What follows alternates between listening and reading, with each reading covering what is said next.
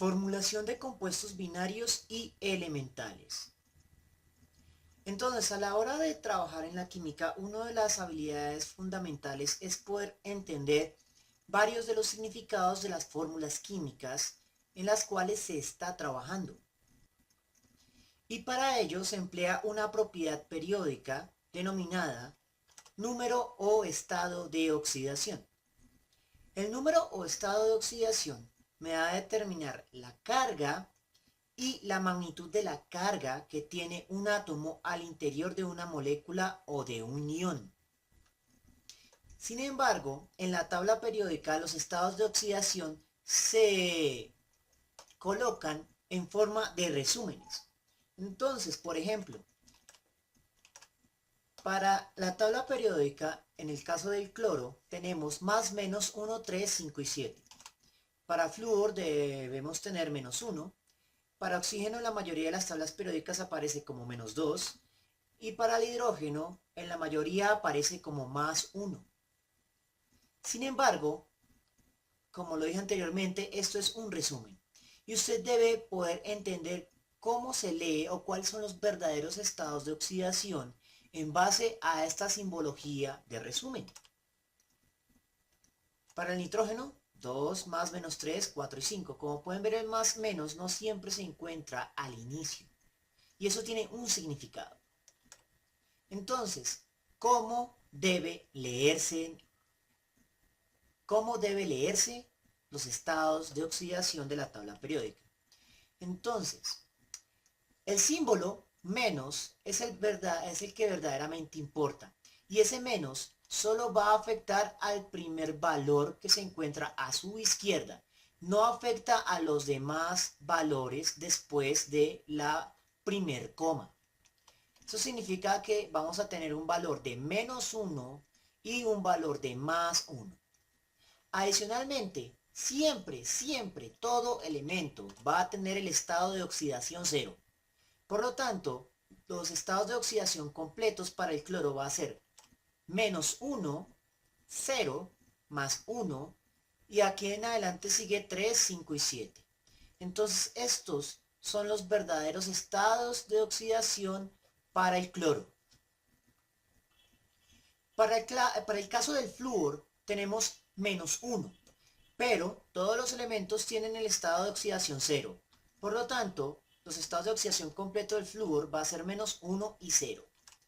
Para el oxígeno, en la mayoría de las tablas periódicas aparece como menos 2, pero ese es un error. Si así lo tiene en su tabla periódica, por favor, inmediatamente realice la siguiente corrección. Va a colocar como estado de oxidación del oxígeno más menos 2. De esta forma obtenemos los tres estados de oxidación posibles del oxígeno, que van a ser menos 2, 0 y más 2. Lo mismo pasa para el hidrógeno, pero con el signo opuesto. En el hidrógeno en la mayoría de las tablas periódicas aparece como 1 o más 1. Así que por favor me hacen la corrección. Si en su tabla periódica aparece de ese modo, me lo va a colocar como más menos 1. De forma tal que los estados de oxidación del hidrógeno van a ser menos 1, 0 y más 1. Teniendo esto en claro, ahora vamos a ver las fórmulas para las moléculas elementales. Una fórmula molecular es una representación de una sustancia real. Por lo general, los átomos elementales aislados son inestables y en la naturaleza siempre forman moléculas. Las moléculas pueden ser de compuestos o de moléculas elementales puras. Entonces, vamos a tener varios tipos de moléculas elementales puras. Por ejemplo, los gases nobles. Son sustancias que siempre son gases a temperatura ambiente y sus fórmulas elementales puras van a ser de un solo átomo. Estos son quizá la única excepción a lo que mencioné anteriormente. Los gases nobles van a ser las únicas sustancias que en la naturaleza se presentan como átomos aislados. Y el estado de oxidación de toda molécula elemental pura va a ser 0. Existen algunas excepciones, pero son muy raras. Entonces, todos los gases nobles van a tener estado de oxidación cero. Los metales puros, aunque en las fórmulas los vamos a representar como átomos aislados, eso no es cierto en la realidad. Los metales se unen por medio de un enlace metálico y por lo tanto la fórmula molecular debería incluir a miles de millones de átomos. Como eso no es viable, simplemente los colocamos como un átomo simple, pero siempre visualizando que un metal está compuesto por miles de millones de átomos. En cualquier caso, bueno, también se lo representa en estado sólido, ya que la mayoría de los metales a temperatura ambiente son sólidos, con la excepción del mercurio que se encuentra en estado líquido. Entonces, como los metales puros son la sustancia de referencia para los metales, también los vamos a asumir como estado de oxidación cero. Los sólidos no metálicos puros, como por ejemplo el carbón, los fulerenos y algunas formas del azufre, que puede ser azufre 4 o azufre 8, son sólidos y sus estados de oxidación son cero, porque se los define como el estado de referencia para el elemento con respecto al cual uno realiza comparaciones eléctricas. Los gases y líquidos diatómicos tal vez son los más comunes con los cuales uno se encuentra como moléculas de referencia o moléculas elementales puras. Son las siguientes y por favor anótelas en algún lado para memorizarlas, por así decirlo. Eso se tiene que saber. Hidrógeno molecular va a ser H2. Nitrógeno molecular N2. Oxígeno molecular O2. Flúor molecular F2. Cloro molecular Cl2. Bromo molecular Br2 y yodo molecular I2. La mayoría de estos sustancias diatómicas son gases y por eso generalmente los denominamos como los gases diatómicos, pero las excepciones son el bromo, que va a ser líquido, y el yodo, que va a oscilar entre el líquido y el sólido, pero que formalmente nos dicen que lo representemos como sólido. Como estas moléculas diatómicas son los estados de referencia para el elemento puro de cada uno, hidrógeno, nitrógeno, oxígeno, flúor, cloro, bromo y yodo, entonces se los va a asumir como el estado de oxidación cero. En estos estados de oxidación no hay flujo de electrones y, por ejemplo, en las sustancias diatómicas decimos que estamos trabajando con enlaces covalentes perfectos en los cuales ningún miembro de la pareja es lo suficientemente electronegativo para robarle electrones a su compañero. Sin embargo, cuando no tenemos eso, vamos a tener un flujo de electrones y deberemos identificar las cargas. Generalmente esto se hace por medio de la diferencia de electronegatividad binaria, delta X. ¿Y qué es esto? Es una resta. Se resta la electronegatividad del primer miembro de la pareja menos la electronegatividad del segundo miembro de la pareja. Y eso nos va a determinar quién es el más electronegativo y si el enlace que se genera va a generar una polaridad. En las sustancias que vimos anteriormente, como tenemos un mismo átomo conformando la molécula, la electronegatividad de ambos es la misma. Por lo tanto, al hacer la diferencia de electronegatividades obtenemos cero. Por lo tanto, otro modo para definir al enlace covalente perfecto es cuando su diferencia de electronegatividades es perfectamente cero. De lo contrario, vamos a tener enlaces con polaridad y por lo tanto van a aparecer cargas. Sin embargo, hay modos de realizar este procedimiento sin tener que hacer la resta. ya que la magnitud de la resta en realidad no importa. Lo que importa es que la resta de 0 o diferente de 0. Por lo tanto, vamos a definirlo del siguiente modo. Para moléculas elementales puras, la electronegatividad de todos los miembros es la misma. Por lo tanto, se define un enlace covalente puro y un estado de oxidación cero.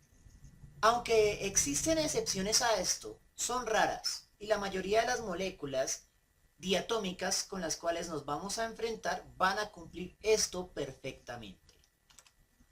Ahora, para el caso de las moléculas de compuestos en las cuales tenemos un elemento diferente a otro, la diferencia de electronegatividades no es cero y por lo tanto va a haber un elemento más electronegativo que el otro. Entonces, si el elemento A es más electronegativo que el elemento B, eso va a significar que el elemento A es mayor que el elemento B, que el elemento A será el negativo porque es más electronegativo y el elemento B va a asumir carga positiva. Por el contrario, si la diferencia de electronegatividades me da que el elemento B es más electronegativo que el elemento A, entonces eso me va a implicar que el elemento A va a asumir la carga positiva y que el elemento B va a asumir la carga negativa. Vamos a ver ejemplos de lo anteriormente mencionado. Entonces vamos a determinar la magnitud de la carga y a identificar estados de oxidación en fórmulas moleculares que ya vengan desarrolladas. Entonces, por ejemplo, este tipo de problemas es en el cual yo le doy la fórmula. Cloruro de sodio, usted debe asumir que la fórmula está perfectamente desarrollada, pero su trabajo es determinar cuáles son los estados de oxidación en el cual se está presentando el sodio y el estado de oxidación del cloro. Saber cuál es el positivo y cuál es el negativo. Entonces, para hacer eso, lo primero que debemos es identificar las electronegatividades de cada uno de los miembros de la pareja de la molécula binaria. Entonces, electronegatividad de sodio, electronegatividad de cloro. La electronegatividad de sodio se define como 0,93 y la del cloro 3,16. Pueden haber diferencias dependiendo de la tabla periódica, pero esas diferencias son mínimas. Y la verdad no nos interesa la magnitud de la resta porque ni siquiera la tenemos que hacer. Simplemente tenemos que identificar que 3,16 es más grande que 0,93. O lo que es lo mismo, que la electronegatividad del sodio es más pequeña que la electronegatividad del cloro. Entonces eso significa que el cloro va a asumir la carga negativa y el sodio la carga positiva. Dibujamos los signos correspondientes sobre cada uno de esos elementos. Sodio asume carga positiva, cloro asume carga negativa. Pero ahora tenemos que determinar cuál es la magnitud de esas cargas. Para eso necesitamos indagar la segunda propiedad periódica que necesitamos para este caso, que es los estados de oxidación. Entonces vamos a ver cuáles son los estados de oxidación del cloro. -1, 0, 1, 3, 5 y 7. Y para el sodio, 0 y 1. Entonces, ya sabemos que obligatoriamente este cloro tiene una carga negativa. Ahora debo saber qué tan negativa es. Al examinar los estados de oxidación del cloro, me doy cuenta de que el único que tiene carga negativa es -1. Por lo tanto, la única opción para el cloro es que sea -1. Mientras que para el sodio tengo una carga positiva. Eso implica que no es 0. Si no es 0, la única opción que tengo es que su estado de oxidación en esta molécula sea de +1. Por lo tanto, las magnitudes de los estados de oxidación para la molécula de cloruro de sodio es +1 para el sodio, -1 para el cloro. Observe que la suma neta de cargas da 0. Tengo un solo átomo de sodio que vale +1 y un solo átomo de cloro que vale -1. +1 y -1 da 0. Esa suma de carga neta va a ser fundamental en el caso de que no tenga acceso a la tabla periódica y por lo tanto no pueda memorizarme todos los estados de oxidación. Eso es inviable. Sin embargo, lo más común es que uno se memorice estados de oxidación comunes para algunos átomos. Entonces, en muchos casos usted va a conocer el estado de oxidación posible de un átomo, pero el del otro tiene que calcularlo por medio de una suma neta. Vamos a ver un caso muy simple. El agua H2O. Mismo caso, tengo que identificar los estados de oxidación. Miro las electronegatividades. La del hidrógeno es 2,2, la del oxígeno 3,44. 3,44 mayor que 2,2. Significa que la electronegatividad del hidrógeno es más pequeña que la del oxígeno. Por lo tanto, el hidrógeno va a asumir la carga positiva y el oxígeno va a asumir la carga negativa. Pero digamos que en este caso no tengo acceso a los estados de oxidación de los dos elementos. Vamos a ver solo con los estados de oxidación del hidrógeno. Ya sé que el hidrógeno tiene carga positiva en esta molécula que estoy trabajando. Eso significa que -1 no me sirve y tampoco me sirve 0. Por lo tanto, ahora sé que la magnitud del estado de oxidación del hidrógeno es de +1. Sin embargo, tengo que determinar la magnitud del estado de oxidación del oxígeno. Una respuesta rápida podría ser que el oxígeno se encuentra en -1, para que +1 y -1 dé 0. Sin embargo, en estos casos hay que tener en cuenta que tengo dos hidrógenos. Entonces, este 2 afecta al hidrógeno. ¿Y qué significa? Que tengo dos hidrógenos, cada uno con una carga positiva. Eso significa que en cargas netas totales tengo dos cargas positivas. Y como solo tengo un oxígeno, ese oxígeno debe tener dos cargas negativas para que la suma total de todas las cargas de la molécula dé 0. En consecuencia, el estado de oxidación del oxígeno va a ser -2 y del hidrógeno +1. Podemos confirmar este valor. Al buscar en la tabla periódica uno de los estados de oxidación posibles del oxígeno debe ser -2.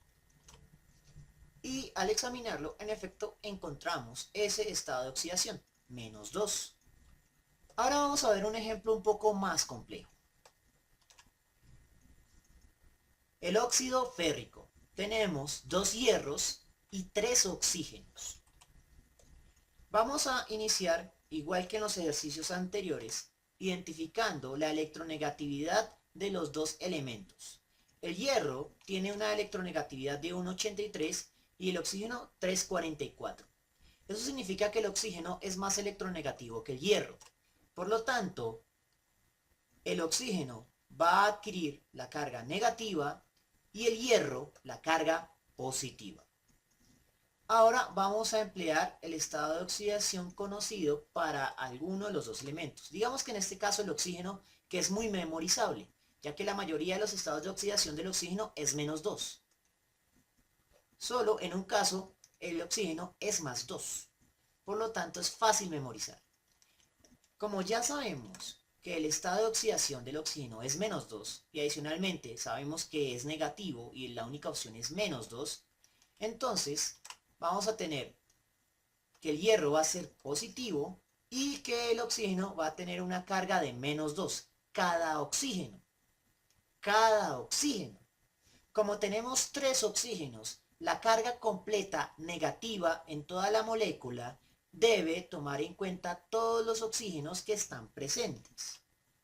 Debemos hacer una suma neta de cargas negativas.